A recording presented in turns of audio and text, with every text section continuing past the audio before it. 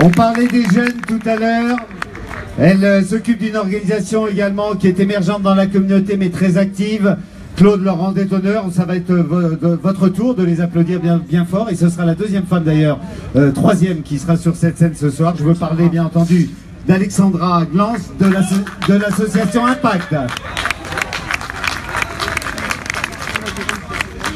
Bonsoir à tous. Je vais essayer de faire court et ne pas redire ce qui a déjà été dit. On est tous désolés face à ce négationnisme assumé et à cette réécriture de l'histoire consternante.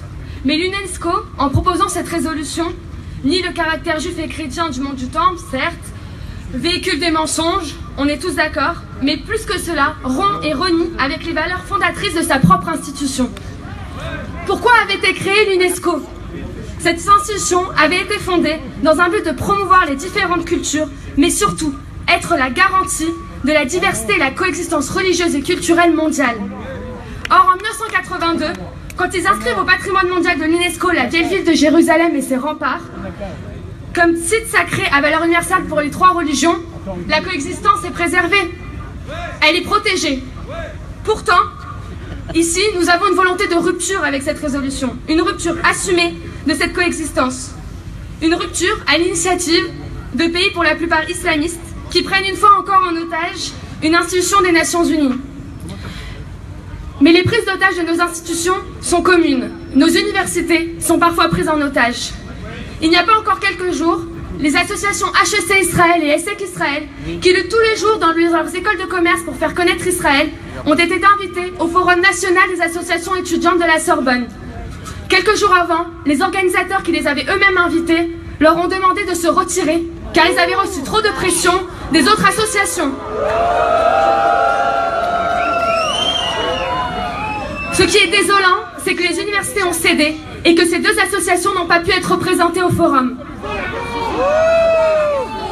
Pourtant, dans cette même université, une association, Politis Sorbonne, décide de recevoir Marwan Mohamed, le président exécutif du CCIF, qui, on le sait, est très proche de l'islam radical et lui aussi aime bien s'amuser à tout ce qui est jeu de révision. La conférence a été annulée, mais on voit bien qu'on cède à la pression.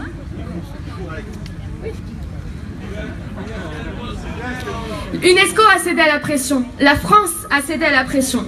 En droit, on dit qu'une décision est un cas d'école, que plusieurs décisions, c'est une jurisprudence.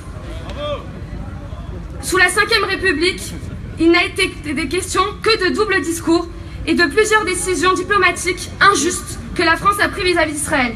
De Gaulle décide en juin 1967 l'embargo sur la vente d'armées à Israël à la veille de la guerre des 6 jours.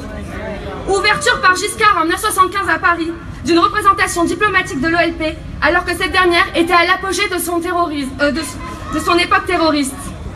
Évacuation en 82 d'Arafat sur des navires français en pleine guerre du Liban.